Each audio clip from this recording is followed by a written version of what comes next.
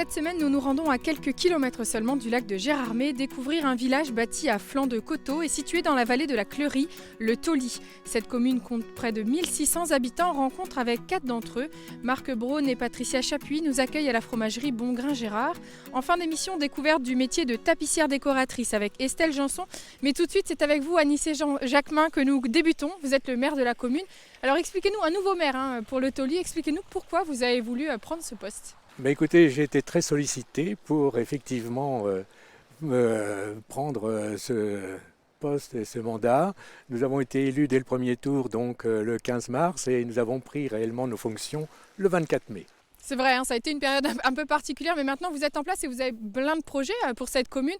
Une commune qui vit déjà très bien, avec des associations très actives, beaucoup d'artisans, des commerces, la santé et les écoles. Des projets, bien sûr, nous en avons. Projets structuraux d'abord. Nous sommes justement sur la place du village qui fait l'objet donc d'une 3e tranche de travaux après donc le début d'une rénovation du centre-bourg. Et la rénovation du centre-bourg a commencé avec la rénovation du presbytère, une bâtisse du XVIIIe siècle que nous avons transformée donc en maison des associations. Pour ce qui concerne les travaux suivants, c'est d'abord la traversée du bourg. Nous voulons passer de la route à la rue de telle sorte que le piéton, le cycliste soit en sécurité. On parlait des écoles, alors rappelez-nous un petit peu combien d'écoles et combien d'enfants surtout dans la commune. Écoutez, 133 élèves sont scolarisés dans le primaire avec 2 lieux, donc l'ancienne école du centre, école de garçons, et l'école Les Primes Verts, donc qui se situe derrière le presbytère et qui accueille donc les enfants de maternelle. Et aussi une chose importante, le collège du Tauly. La poursuite des études se fait aisément dans notre village puisqu'il existe un collège depuis 1972. Donc on peut dire qu'aujourd'hui tout va bien chez vous, ça va chez vous au Tauly? Bien, pour l'instant, nous sommes effectivement dans un village qui vit bien, où il fait bon vivre en tout cas. Alors un petit mot sur la santé peut-être, vous avez un médecin Bien sûr, nous avons un praticien généraliste qui exerce depuis de très nombreuses années déjà, mais qui approche l'âge de la retraite et nous avons donc déjà l'espoir de voir 2 jeunes médecins qui viendront s'installer. Une bonne chose, affaire à suivre alors. Et pour finir, peut-être comment appelle-t-on les habitants de le Tauly? Ce sont les Cafrans qui n'existent pas au nom féminin. Les Cafrans, ça vient d'une histoire de paroissien qui est allé donc tout simplement à un office religieux à Saint-Amé et qui, après la messe, donc a offert à boire tout simplement à quelques paroissiens de Saint-Amé. Et les habitants donc de Saint-Amé ont dit en patois « il est encore franc », « il ocre franc », et de là vient le mot « Cafran ». Voilà, c'est resté donc les Cafrans, les habitants du Tauly. Merci pour votre accueil ici au Tauly. Nous poursuivons notre découverte de la commune avec la fromagerie Bongrain-Gérard. Implantée depuis 1898 au Tauly, la fromagerie Bongrain-Gérard est l'une des plus anciennes fromageries des Vosges. Bien connue pour le Montagnard des Vosges et la marque Géramont, l'entreprise emploie aujourd'hui plus de 300 salariés au Tauly et représente un atout économique d'envergure pour le village. Marc Braun, nous sommes ici dans la boutique de la fromagerie Gérard. Alors une fromagerie qui a bien évolué depuis 120 ans déjà? Oui, la fromagerie a été créée en 1898, donc il y a plus de 120 ans. Donc c'est une longue histoire de cette fromagerie au Tauly. Une histoire familiale donc, qui a bien évolué. Aujourd'hui, donc, une boutique qui est toute récente, et elle a 1 an maintenant, on en parlera tout à l'heure avec la responsable de la boutique. Alors vous travaillez avec l'export, notamment l'Allemagne et le Géramont. Ça représente quelle part dans votre chiffre d'affaires l'export? Donc la fromagerie Bongrain-Gérard produit à peu près 10 000 tonnes de fromage par an. Donc ça correspond à 47 millions de fromages emballés, donc c'est quand même impressionnant. Et 85% de ces fromages sont exportés en Allemagne, à peu près depuis les années 70, où on est rentré sur le marché allemand. Donc il y a l'Allemagne, mais pas que, il y a également d'autres pays. Les produits Géramont ne sont pas vendus qu'en Allemagne, il y a également la Suisse, la Belgique et certains produits de référence sont même vendus en Italie. Ceci dit, le Montagnard des Vosges, qui est notre produit phare, est vendu non seulement en France, en Europe, même au Canada et au Tauly. Alors justement, la particularité de cette fromagerie, c'est justement le Montagnard des Vosges qui est fait avec un lait de la montagne et ça c'est très important. Exactement, donc c'est le fromage fait à partir de lait de montagne des Vosges, qui a donc pour nom Montagnard des Vosges, qui ne peut se fabriquer qu'ici, dans les Vosges, dans cette fromagerie. Donc le lait de montagne est un peu particulier.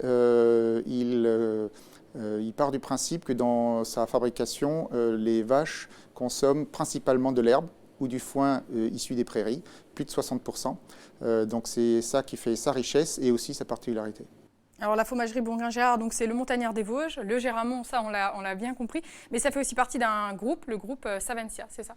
Exactement, la fromagerie Bongrain-Gérard, comme son nom l'indique, est issue du Tauly avec le patronyme Gérard, mais elle fait partie du groupe Savencia, qui est un des 3 principaux groupes en France ou en Europe de production de fromage et produits laitiers.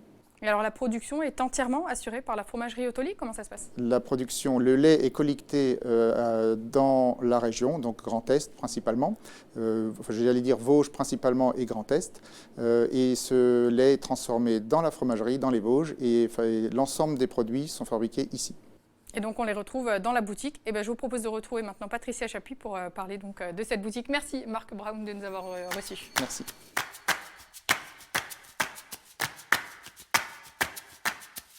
Alors Patricia Chapuis, vous êtes-vous la responsable de cette boutique qui a vu le jour il y a plus d'1 an maintenant. Quel est peut-être le premier retour que vous pouvez faire après cette première année d'existence? On peut dire que le chiffre d'affaires et les ventes augmentent de mois en mois. Malgré la crise du Covid, on s'en est bien sorti. Est-ce que ça répond à vos attentes avec l'ouverture de cette boutique? Est-ce que les clients sont là? Est-ce que les touristes sont là? Quel est justement ce public cible? Oui, on a déjà nos clients habituels, donc on a fidélisé une clientèle, donc c'est déjà assez prometteur. Bon, voilà, ils connaissent nos produits, ils viennent essentiellement pour le montagnard aussi, parce que c'est notre produit phare. Et donc on a mis en place une page Facebook, un site internet, on a fait de la publicité aussi pas mal, donc les gens de passage sont intéressés, ils assimilent aussi notre boutique un peu à un magasin d'usine. Et alors, donc, le fromage que vous vendez le plus, on l'a bien compris, c'est le montagnard. Mais si on devait établir un top 3 des fromages les plus vendus dans la boutique, ce seraient lesquels alors? Alors bien sûr, donc, les montagnards, parce qu'on a le montagnard 500 et le montagnard 200. Donc si on les regroupe, ils sont vraiment number one. Après, donc, on a les Munster, bien sûr, parce que c'est un fromage local. Et comme on a une clientèle de passage, c'est un fromage qui est demandé. Et le comté aussi, c'est un fromage qui est beaucoup vendu. Donc il y a bien évidemment les fromages du groupe Savencia, vos fromages, le Montagnard des Vosges, mais il y a aussi d'autres produits qu'on peut trouver. Expliquez-nous la démarche. Alors, ce que je voulais aussi, c'était donc pouvoir aider aussi nos producteurs locaux, sur un environnement à peu près 20 km autour du Tauly. Donc on a des producteurs de confiture, de miel, des plantes, de la limonade, des bonbons. Voilà, donc on vient acheter du fromage, mais souvent ça permet de faire découvrir un petit peu ce qui se passe. Après j'essaye d'avoir des produits qui se retrouvent un petit peu par rapport au fromage, le miel, la confiture. Que vous nous parliez tout à l'heure d'un montagnard 200 et un montagnard 500. Alors là on n'est plus sur le même objectif. Le montagnard 500, qu'est-ce qu'on en fait? Est-ce qu'on le mange comme ça en fin de repas ou est-ce qu'on en fait un repas? Alors le montagnard 500 c'est plus pour le cuisiner. Mais il plaît bien aussi à manger comme ça, parce qu'il y en a qui sont gourmands. Et donc un montagnard 200, c'est pas toujours suffisant. Et alors on le cuisine comment le montagnard? Le montagnard 500, beaucoup avec des pommes de terre, on le propose en tartiflette en fait. On peut le faire aussi en quiche, on peut le faire en cake salé. Voilà, il y a beaucoup de formules. On a des recettes, on propose des recettes quand on vend nos fromages. Et ça plaît énormément. Patricia, merci pour votre accueil dans votre boutique ici au Tauly. Nous continuons, notre découverte de la commune avec Estelle Janson, tapissière décoratrice. Après 13 années d'expérience dans le linge de maison, Estelle a décidé de passer son diplôme de tapissier d'ameublement, une formation qui lui a permis de lancer sa petite entreprise Bel et Bien Assis. Estelle, merci de nous accueillir ici dans votre atelier Bel et Bien Assis. Alors je le disais, vous étiez avant dans l'univers du linge de maison. À quel moment vous vous êtes décidé, vous vous êtes dit je me lance et je reprends une formation? Alors en fait, au bout de 13 ans en poste d'assistante commerciale, c'est vrai que je n'étais plus dans une dynamique comme au départ. Il fallait vraiment que je trouve autre chose, quelque chose de manuel, un métier où je pouvais m'exprimer, parce que ça me manquait. Voilà, une journée derrière l'ordinateur, je ne pouvais plus concevoir. Et j'ai découvert la formation en fait à l'IFOL, Et je me suis dit, c'est ça, c'est ce que je veux faire. Une formation à Liffol-le-Grand, puis à Neufchâteau, expliquez-nous. Alors oui, la formation à Neufchâteau pour la tapisserie en siège, donc la réfection traditionnelle de siège, pendant 1 an. Et puis j'ai complété cette formation par des modules de tapisserie d'ameublement pour la confection de rideaux, de coussins. Donc une formation complète finalement. Voilà. Alors qu'est-ce qui vous plaît tant dans ce métier? Ce qui me plaît, c'est le manuel. Voilà, j'ai un papa bricoleur, une maman qui fait de la couture, j'avais une grand-mère qui faisait de la couture.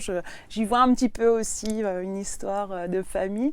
Donc je me retrouve là-dedans. Et puis les outils, voilà, j'aime manier les outils et créer. Et justement, quels sont ces outils ou quelles sont leurs particularités en tout cas? Alors, les outils sont des outils propres aux tapissiers, notamment le ramponneau qu'on utilise pour la réfection traditionnelle, pour planter les semences, les petits clous de tapissier. Ensuite, on a le tire-sangle qui permet de faire la structure du siège, qui va supporter les ressorts. On a différents outils pour le dégarnissage, pour enlever les clous de décoration, clous de tapissier. Voilà. Alors, confection de coussins, de sièges et même de la sellerie moto. Vous proposez finalement différentes choses et différents univers aussi. Oui, j'aime travailler différentes matières. Donc, je travaille des tissus d'ameublement, spécifiques à l'ameublement. Donc, ils sont étudiés pour les assises. Et puis, le simili-cuir et puis le cuir avec différents effets de couture. Voilà. Et alors, est-ce qu'il y a quelque chose que vous préférez faire? J'aime tout. Pas de préférence sur un siège ou... Voilà, je travaille même, je change même du simili sur des tables de kiné, des tables médicales. Voilà, j'aimerais vraiment, tout m'apporte. Et alors, quelles sont les différentes étapes peut-être? Prenons l'exemple d'un siège qu'il faudrait refaire. Quelles sont les différentes étapes? Alors, les étapes, déjà, c'est le dégarnissage, pardon.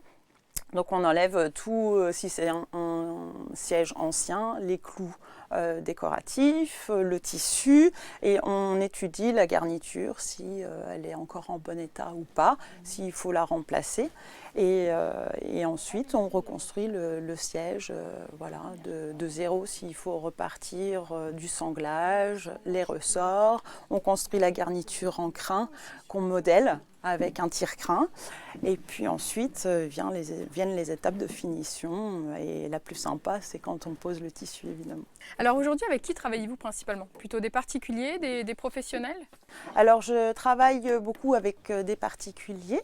Et puis je commence à travailler avec des professionnels. J'ai fait dernièrement une tête de lit pour une chambre d'hôtel, une tête de lit en cuir sur une structure mousse, en collaboration avec La Métallique, qui est installée à Autolit aussi, et qui a fait une structure métal dans laquelle viennent s'insérer c'est bien aussi des ce panneaux, mélange de travaux qui c'est super, c'est des collaborations, voilà, je découvre, je travaille aussi avec l'ébéniste Stéphane Georges du coin pour le travail du bois, donc oui, c'est vraiment sympa. Avec le recul et un peu plus d'1 an d'existence pour... Oui, un peu plus d'1 an, un an et demi depuis juillet 2019. Est-ce que vous êtes plutôt satisfaite du démarrage ou est-ce qu'au contraire, vous sentez que c'est un peu timide? Alors, c'était difficile les 6 premiers mois. Ensuite est venu le premier confinement. Et là, du coup, l'activité a été complètement stoppée parce que je n'avais pas de travaux d'avance, je n'étais pas assez connue. Par contre, voilà, le deuxième confinement, ça n'avait plus rien à voir. J'avais des travaux à l'atelier, j'ai continué à travailler. Et puis les gens commencent à me connaître. Donc je suis plutôt satisfaite. Au jour d'aujourd'hui, ça se développe très bien. Eh bien, Estelle, merci de nous avoir partagé votre passion en tout cas. Notre émission est terminée pour aujourd'hui. Je vous donne rendez-vous la semaine prochaine. À très bientôt.